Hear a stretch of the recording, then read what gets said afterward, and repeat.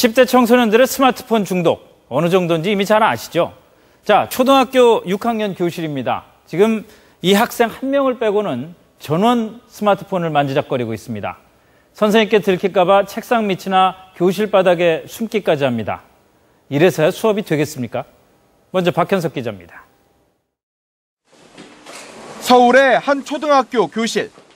학교에 동의를 구해 등교 시간 전에 관찰 카메라를 설치했습니다.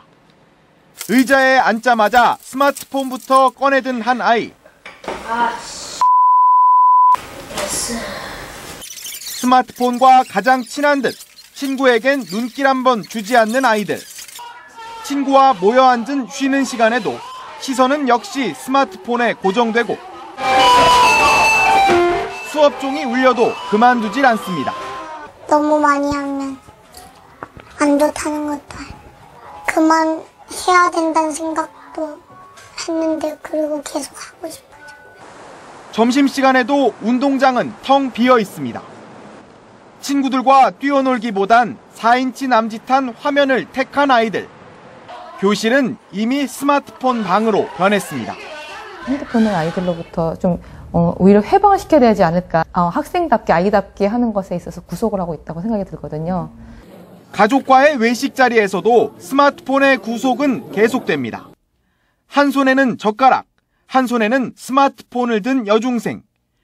4식구 가운데 2~3명이 스마트폰에 집중하다 보니 대화가 이어질 리 만무합니다.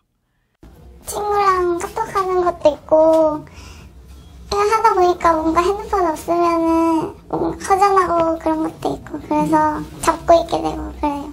평소보다 많이 안 했어요. 아들도 그렇고 딸도 그렇고 평소에는 더 심해요. 각자 서로의 문자를 확인하고 카톡이 왔는지 뭐 확인하고 그러니까 각자의 삶을 살고 있는 거죠. SBS 박현석입니다. 스마트폰 중독은 아이들의 두뇌 발달에도 악영향을 끼칩니다. 현실에 무감각해지고 주의력이 크게 떨어지는 겁니다. 학계에서는 이걸 두고 팝콘 브레인이라고 부르기도 합니다. 대책이 필요합니다. 그래서 10대들의 스마트폰 사용을 아예 법으로 규제하자는 제안까지 나왔습니다. 이어서 이경원 기자가 보도합니다. 하루 평균 2~3시간씩 스마트폰 게임에 몰두하는 초등학생 김모근.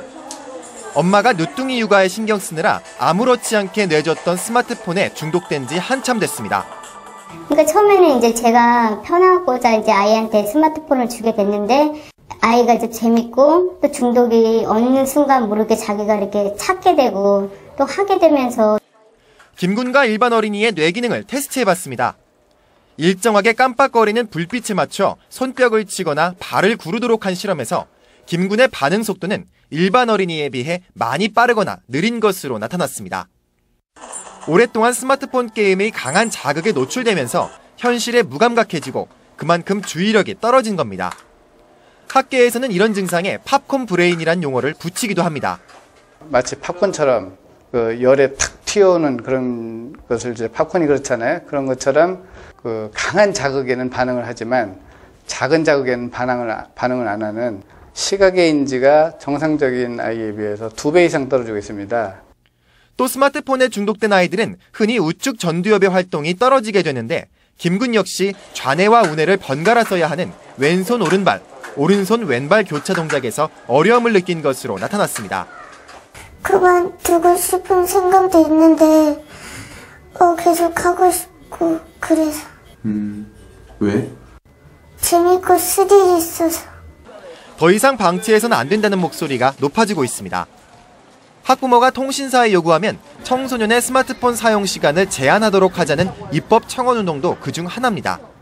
이렇게 가만히 놔뒀다가는 이 중독을 되돌릴 수도 없고 피해가 너무도 급속히 이루어지고 있고 굉장히 크기 때문에 이를 법으로 제어하지 않으면은 방법이 없다라고 저는. 우리 아이의 정신 건강을 위해 스마트폰 중독 문제를 사회 전체가 나서 논의할